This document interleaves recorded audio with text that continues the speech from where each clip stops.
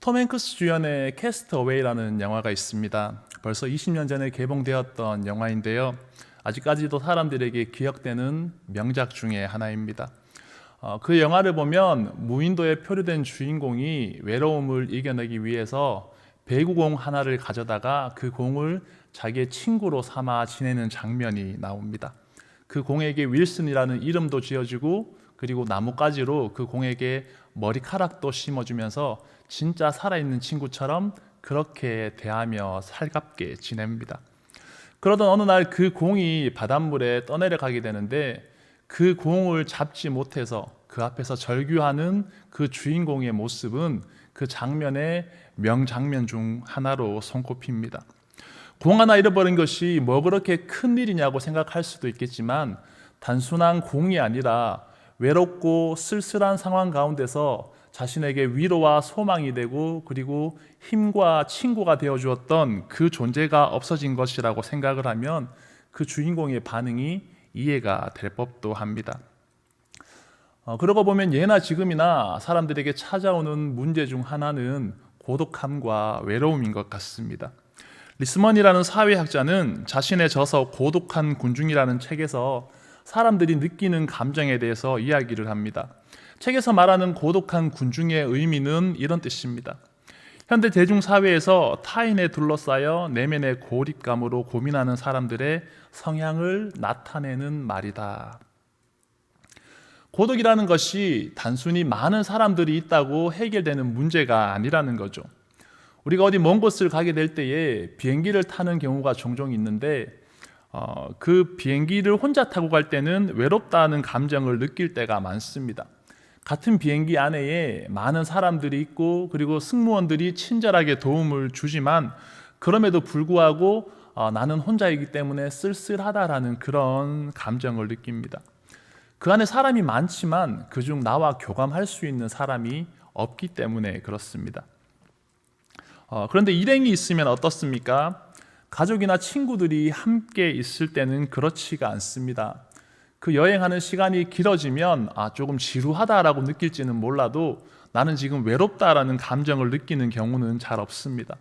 다시 말하면 그 고독과 외로움의 근본적인 이유는 범위의 문제가 아니라 깊이의 문제라는 것입니다. 지금 내 옆에 있는 대상이 나와 인격적으로 교제를 하고 있는가, 나와 교감을 하고 있는가, 그 관계의 깊이가 중요하다라는 이야기입니다. 저를 포함해서 대부분의 사람들은 고독하고 쓸쓸한 시간을 보내는 것을 그렇게 좋아하지 않을 것이다라고 생각을 합니다. 물론 스스로 선택해서 잠시 그런 시간을 보내는 경우도 있겠지만 피동적이고 강제적인 상황에 의해서 고독한 시간을 보내야 하는 것을 좋아하는 사람은 그렇게 많지 않을 것입니다. 그런데 아이러니하게도 성경을 보면 우리 하나님은 그 고독한 시간을 통해서 많은 일을 하시는 것 같습니다. 성경을 보면 믿음의 선조들이 자의반 타의반으로 외로운 시간을 보내거나 광야로 가는 것을 보게 됩니다. 그런 장면을 보면 사실 그렇게 기쁘거나 유쾌한 느낌이 들지는 않습니다. 왜냐하면 그때는 대부분 힘들고 아픈 시기이기 때문입니다. 하지만 거기에서 하나님을 더 깊이 만나고 사명을 회복하는 것을 보면서 어쩌면 고독은 성도들이 느껴야 할 필수 요소 중에 하나다라고 그렇게 생각을 해봅니다. 우리가 하나님의 방법을 다 알 수는 없지만 그럼에도 불구하고 깨닫고 느끼는 것은 믿음의 사람들이 정말로 의지하고 추구해야 할 대상이 누구인가를 알게 하시려고 하나님은 그 고독의 시간으로 우리를 부르시는 것 같습니다. 오늘 본문을 보면 엘리야 선지자가 등장을 합니다. 엘리야라는 이름을 들으면 가장 먼저 생각나는 이미지가 능력의 사람입니다. 열왕기상 17장에서 처음 사역을 시작할 때부터 그가 얼마나 임팩트 있게 등장을 하였습니까?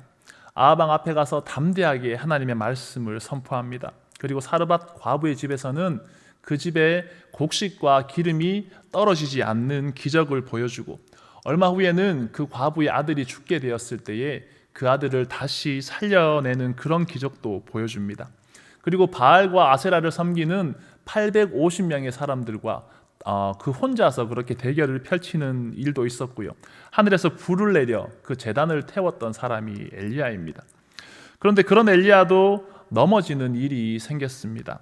군사를 동원해서 반드시 너를 죽이겠다는 그 이세벨의 엄포가 엘리야의 마음을 흔들어 버렸고 그 말로 인해서 그는 번아웃 되어 버립니다. 사역을 중단한 엘리야는 광야로 들어가서 죽기를 자처합니다. 그리고는 삶의 끈을 놓아버립니다.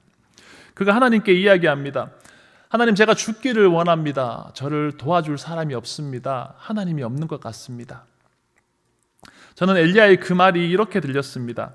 하나님, 저 혼자인 것 같습니다. 조금 다른 각도로 이야기하면 아합 왕의 권력이나 이세벨의 협박이나 군사들의 칼이 문제가 아닌 거예요. 하나님의 부재, 하나님이 함께 하심을 믿지 못하고 느끼지 못함이 엘리야를 넘어지게 만든 것입니다. 여러분, 엘리야처럼 뜨겁게 믿고 그리고 많은 능력을 경험하고 그리고 그렇게 많은 일들을 감당한 사람이 과연 얼마나 됩니까? 그런 사람이 잘 없습니다. 그런데 그런 엘리야도 좌절하고 넘어지고 그 가운데 고독한 시간을 보내면서 그 시간을 통해 다시 하나님을 만났습니다. 하나님, 굳이 그런 상황으로 몰고 가셔야만 했습니까? 라고 질문을 해보고 싶습니다. 그러나 성경을 보면 볼수록 그 본문이 주는 인사이트가 분명히 있는 것 같습니다. 여러분, 우리는 그런 시간을 지나온 적이 없습니까? 아니면 지금 그런 시간을 보내고 있지는 않습니까? 나 혼자인 것 같은 절망과 고독의 시간 속에서 무엇을 어떻게 해야 할지 몰라 그냥 주저앉아 울고 있지는 않습니까? 삶의 이유나 목표가 없다고 느껴서 그렇게 허무한 시간을 보내고 있지는 않습니까? 아니면 다른 사람들보다 내가 너무 작고 초라하게 느껴져서 그렇게 좌절한 적은 없습니까? 만약에 그렇다면 왜 그렇습니까? 가족이나 친구가 없기 때문입니까? 어떤 그룹에 소속이 되어 있지 않기 때문입니까? 아니면 교회에서 봉사나 헌신을 하면서 가졌던 그 성취감을 지금은 느끼지 못하기 때문입니까? 그럴 수도 있습니다. 우리가 코로나 팬데믹으로 인해서 모든 것이 멈춘 듯하고 이전에 하던 일들을 할 수 없음에서 오는 그런 무기력함이나 외로움이 오늘날 우리의 삶 가운데 영향을 줄 수도 있습니다. 그러나 성경은 그보다 더 근본적인 이야기를 우리에게 하고 있습니다. 인간의 창조 목적, 창조주 하나님의 마음, 하나님과 우리의 관계를 알아야 그 문제의 원인과 해결책에 접근할 수 있다는 것입니다. 성경에 나오는 수많은 인물들이 오늘 엘리야와 같은 그런 시간을 보냈습니다. 바울이 그랬고 다윗이 그랬고 모세가 그랬습니다.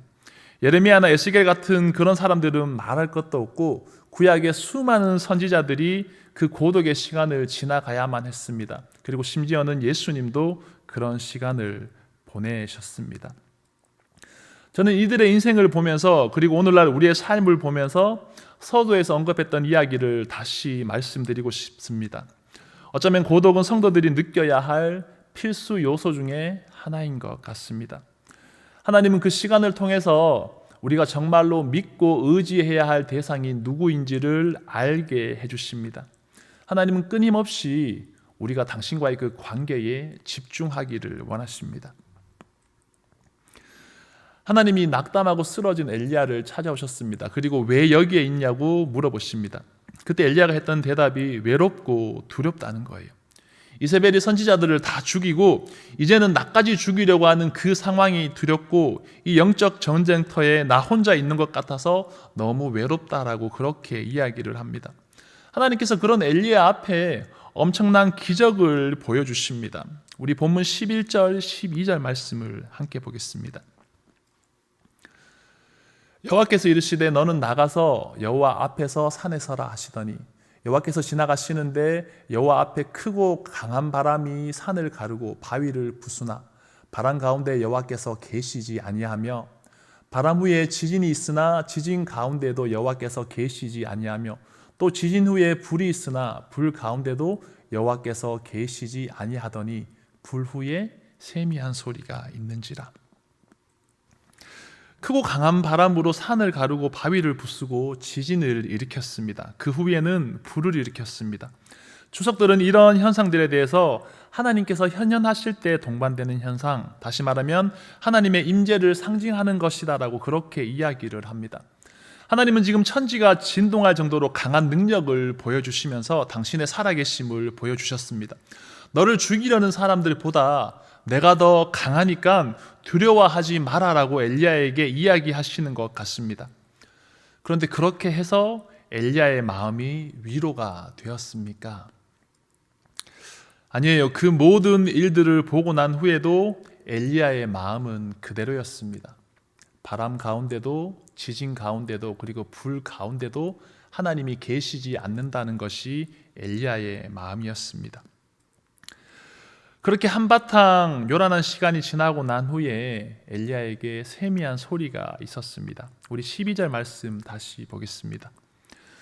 또 지진 후에 불이 있으나 불 가운데도 여호와께서 계시지 아니하더니 불 후에 세미한 소리가 있는지라. 무엇인지 모르지만 그 세미한 소리, 그 미세한 소리를 듣고 엘리야가 이제 걸어 나와서 동굴 입구로 나왔습니다. 그 소리를 듣고 나서 마음에 변화가 생기고 행동에 변화가 생기기 시작한 것입니다. 하나님께서 처음 엘리야를 찾아오시고 엘리야에게 물어보셨을 때 그는 밖에 나와 보지도 않았습니다. 하나님께서 그에게 강한 능력과 기적을 보여주셔도 엘리야의 마음에는 변화가 없었습니다. 그런데 그 세미한 소리를 듣고 나서 엘리야가 하나님과 다시 대화를 하고 회복이 되었고 사명을 향해 움직이기 시작을 했습니다. 저는 하나님께서 일하시는 그 방법과 순서 안에 우리를 향한 메시지가 있다라고 생각을 합니다.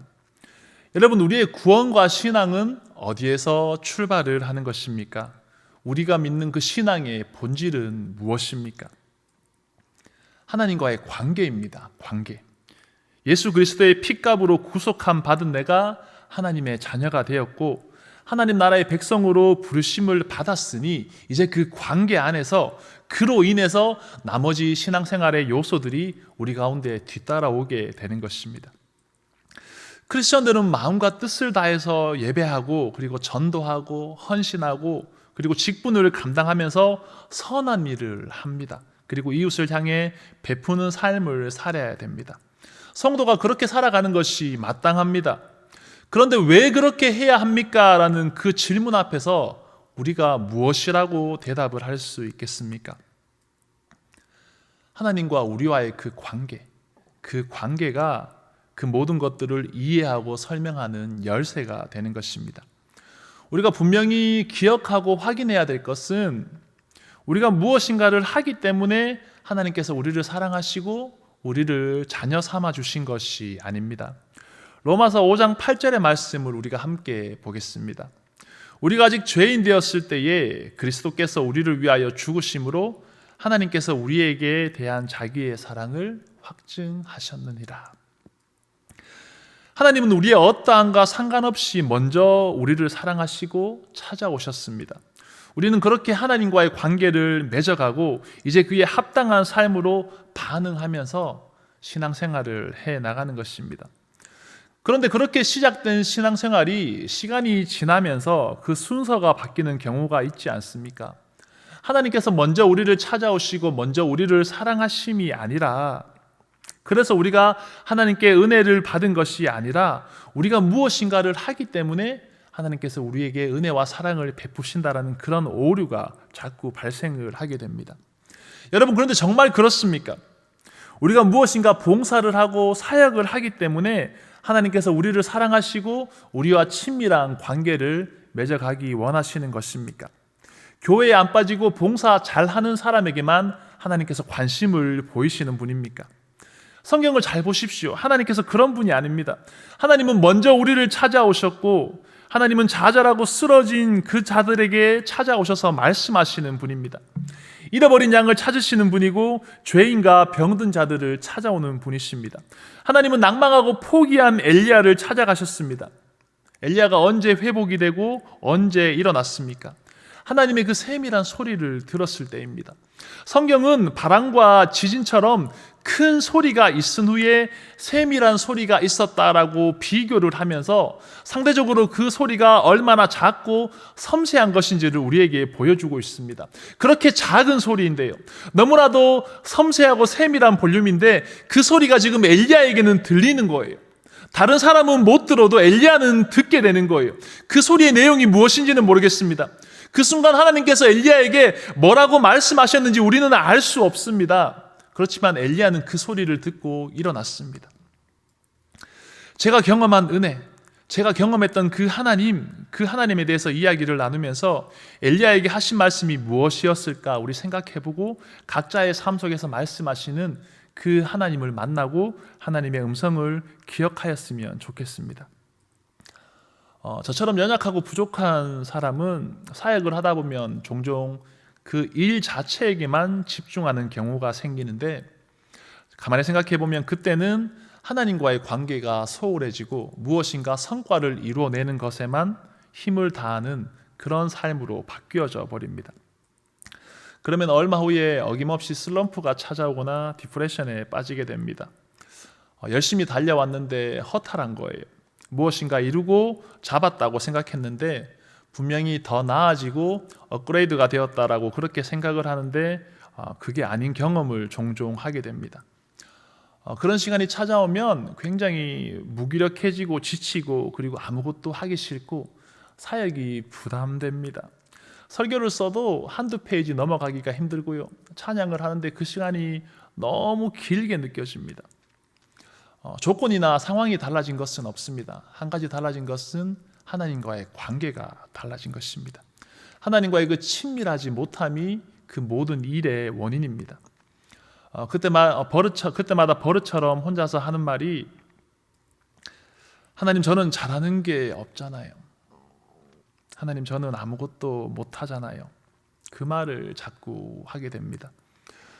그게 기도인지 원망인지 아니면 스스로를 질책하는 말인지도 잘 모르겠습니다. 그런데 그런 말이 자꾸 나오고 그냥 모든 일에서 손을 놓고 가만히 그냥 멍하니 있게 됩니다. 그런데 그렇게 시간이 조금 지나면 하나님은 내가 누구인지를 기억나게 해주십니다. 가만히 생각해 보면 저는 원래 잘하는 게 없는 사람이거든요. 처음부터 뭘 잘해서 목사가 된 것도 아니고 특별한 사람이어서 하나님이 부르신 것도 아닙니다. 원래 아무것도 없는 사람이고 원래 잘하는 게 없는 사람입니다. 신학교에 들어갈 때부터 하나님의 은혜가 아니었으면 입학도 못 해볼 사람이었고, 신학교 들어가서는 레포트 쓰는 법도 몰라서 전전긍긍하던 사람이었습니다. 겨우겨우 숙제하고 겨우겨우 시험 쳐서 그렇게 졸업한 사람입니다. 그런데 하나님께서 나를 사랑하시고 나를 부르시고 나를 사용하신다라는 그 확신이 있으니까, 하나님과의 그 관계가 단단하게 세워져 있으니까 그런 환경들이 나를 못 누르는 거예요. 누가 봐도 연약하고 부족한 사람인데 하나님과의 그 친밀함이, 하나님과의 그 관계가 힘이 되고 능력이 되어서 지치거나 포기하지 않고 그 길을 계속 걸어가게 해주셨습니다.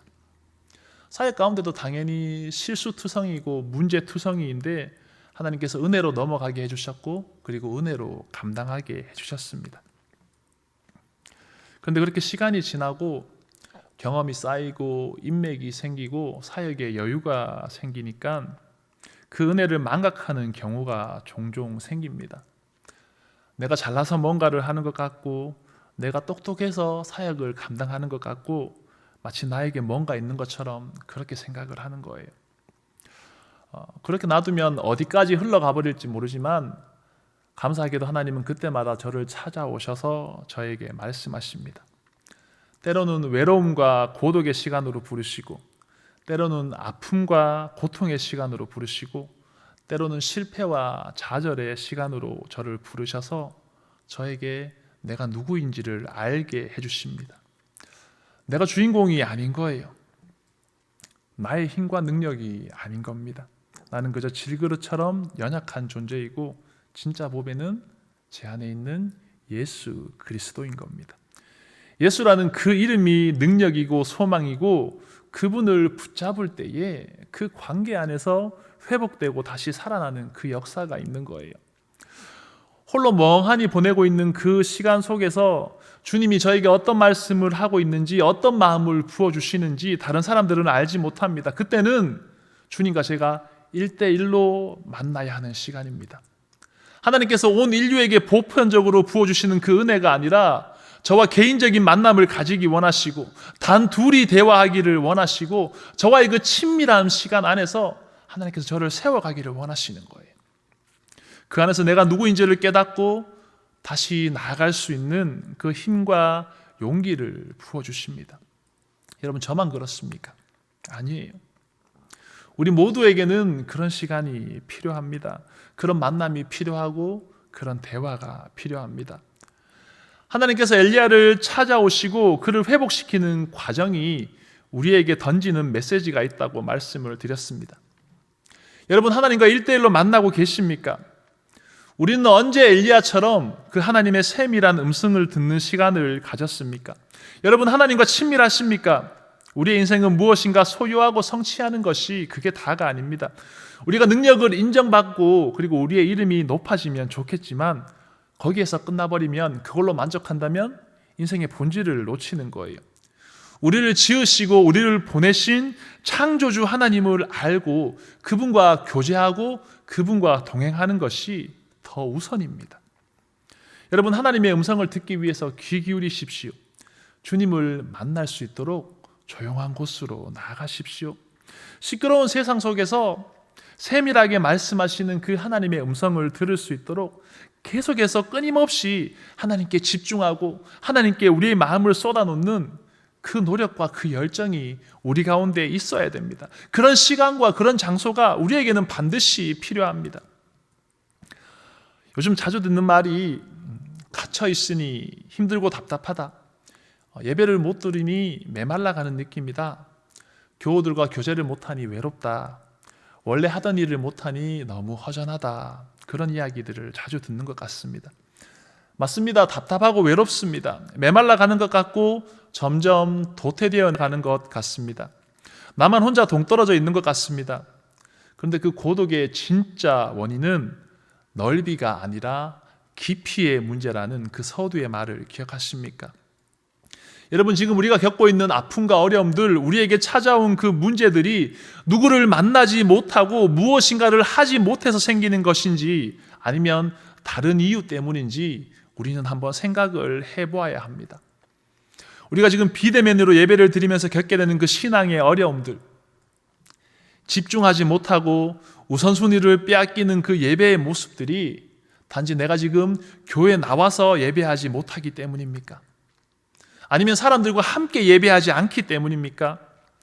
신앙의 뜨거움이 식어가는 그 이유가 내가 기존에 하던 그 헌신들을 하지 못하기 때문입니까? 아니면 하나님과의 그 친밀함의 문제입니까? 오늘 본문의 뒷부분은 하나님과의 관계를 회복한 그 엘리야가 남은 사역을 감당하고 그 후에 후계자를 만나고 그리고 동역자를 만나는 것을 보여줍니다. 회복의 순서와 일이 진행되어지는 그 순서를 잘 보았으면 좋겠습니다. 무엇이 먼저입니까? 그 순서를 통해서 우리에게 깨닫게 하시는 바가 분명히 있습니다. 설교를 마무리하려고 합니다.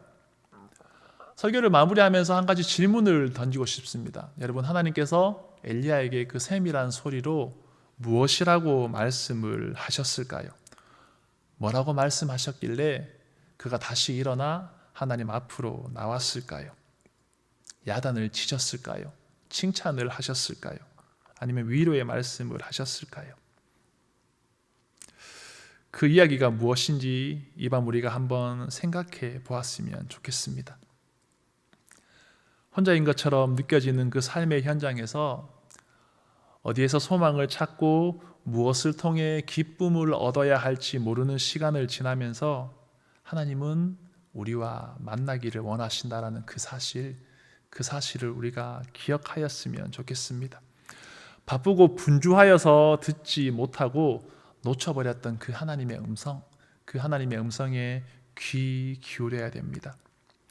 여러분, 우리가 교회라는 공동체 안에 속해 있기 때문에, 아니면 우리 집이 믿는 가정이기 때문에, 아니면 나아가는 원래 매주 예배를 드렸던 사람이니까 우리가 거기에서 위안을 얻고 그냥 희미하게 남아있는 신앙이 아니라 하나님과 개인적이고 인격적인 만남을 통해서 그 하나님과의 친밀한 관계 안에서 확고한 신앙인으로 다시 회복되고 일어서는 그런 은혜가 우리 가운데 있기를 함께 기도하였으면 좋겠습니다. 우리의 모든 삶과 우리의 모든 상황을 역전시키시는 그 하나님을 기대하면서 이제 우리가 더 이상 고독과 좌절이 아니라 하나님을 만나는 삶으로 변화되는 그런 은혜가 있기를 축복합니다.